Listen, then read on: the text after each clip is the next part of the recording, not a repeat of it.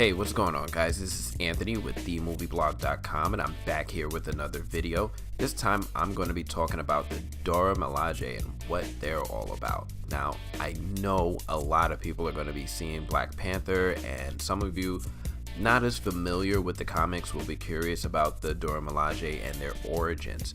And some of you even remember that scene-stealing moment between Ayo and the Black Widow in which she was told to move, or you will be moved.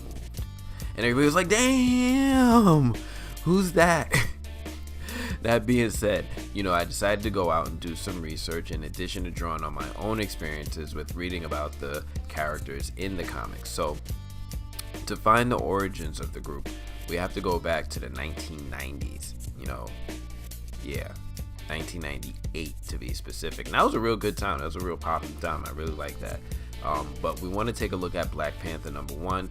I think it was volume 3 at that time, and it was written by Christopher Priest with art by Mark Texeira, high school and art design alumni. What's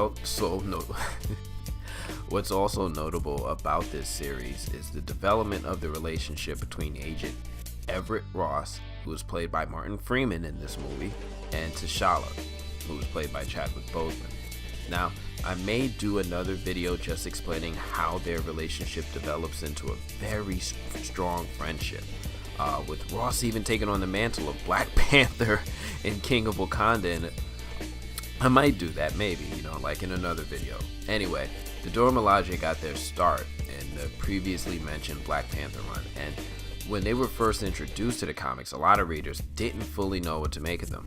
It was the first time that the King of Wakanda was provided with the royal guard that solidified him in the eyes of readers as a monarch. I mean, think about it. This guy is royalty. You watch foreign dignitaries making their way into United Nations on the news all the time, and they almost always have a crew of people surrounding them, security and whatnot. And although T'Challa can often take care of himself, it did make him look royal. Now, the Dora Milaje consists of the most skilled women from different tribes that make up Wakanda. Think of the Amazon scene in the Wonder Woman movie, but all tasked with protecting the interests of the royal family. Technically, each woman in the group is also prepared as a potential bride for the King of Wakanda, and they promise themselves to T'Challa until he chooses one to marry. Now, those of you who saw the movie know that T'Challa was really more interested in Nakia than he was in any of the Dora Milaje. Nakia was played by Lupita Nyong'o, and really, I like that choice. Now, I'm only going to focus on the Dora Milaje that appeared in the film rather than like each individual member or their role or their hierarchy, as I'm still trying to keep things mostly film related on this channel. That being said, I want to do a rundown on the prominent members that we see in the film and give a little more insight on their backstories. Now, I'm not really sure if this first one counts, but I'm going to go ahead and start with Nakia, who was played by Lupita Nyong'o. In this film, she is a former lover of T'Challa who currently works as a spy for Wakanda. Now, the movie implies that T'Challa and Nakia had some sort of difference of opinion in their past that motivate her to take a position as a spy, and is seldomly back in Wakanda.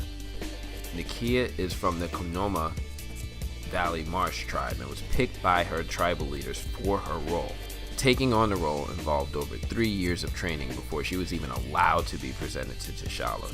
Now, that's kind of crazy when you think about it.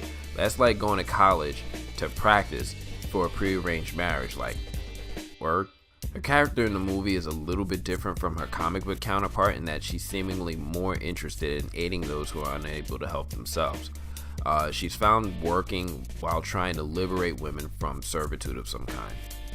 Now, there's a lot more potential for this character. That's why I wanted to start with her, because, in the comics, she turns into a villain for T'Challa named Malice, and I'm actually hoping they don't go that route, but I feel like I would be doing you guys a disservice if I at least don't bring that up as something that can potentially happen in future films. The next one up is Okoye. Now, that's played by Danai Gurira, aka Michonne from The Walking Dead. Now, Okoye is from the Border tribe, and she's a proud traditionalist when it comes to her views on the royal family. She carries a vibranium spear and refers to bullets as primitive. Now, she's the leader of the Dora Milaje, and she realizes that as the Dora, she's considered a wife in training for T'Challa, but accepts that T'Challa has no interest in marrying her.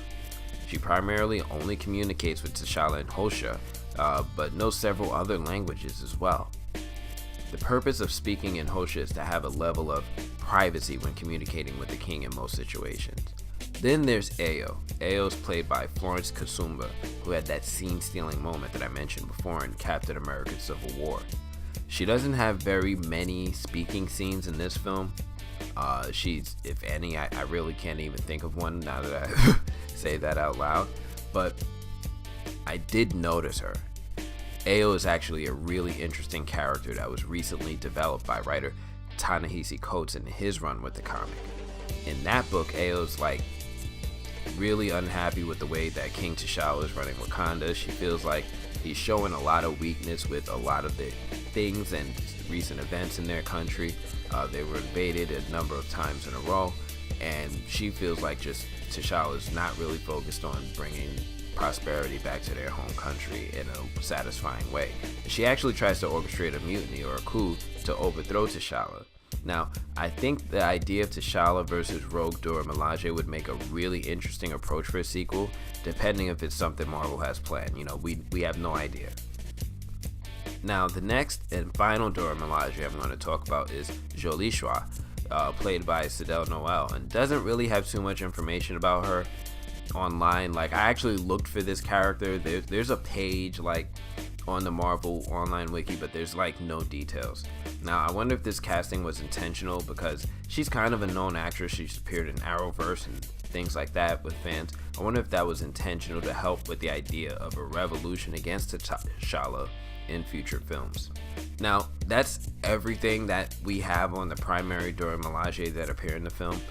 Now, I know some of you out there might be a bit more knowledgeable on the group, so if you guys are, I just want you guys to know, look, this is everything that I know based on the comics that I read and the info that I found online. So if there's anything I missed or overlooked, feel free to just please do me a favor, put something in the comments, because to be honest, I'd like to know. I'd really like to know more about this group.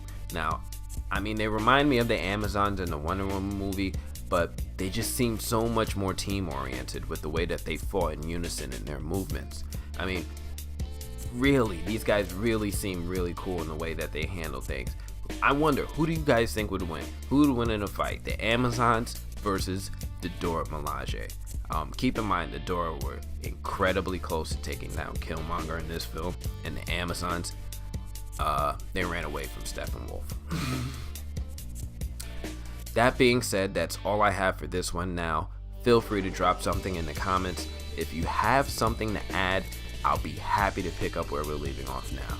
Thanks for watching the video, guys. I'll catch up with you guys later. Peace!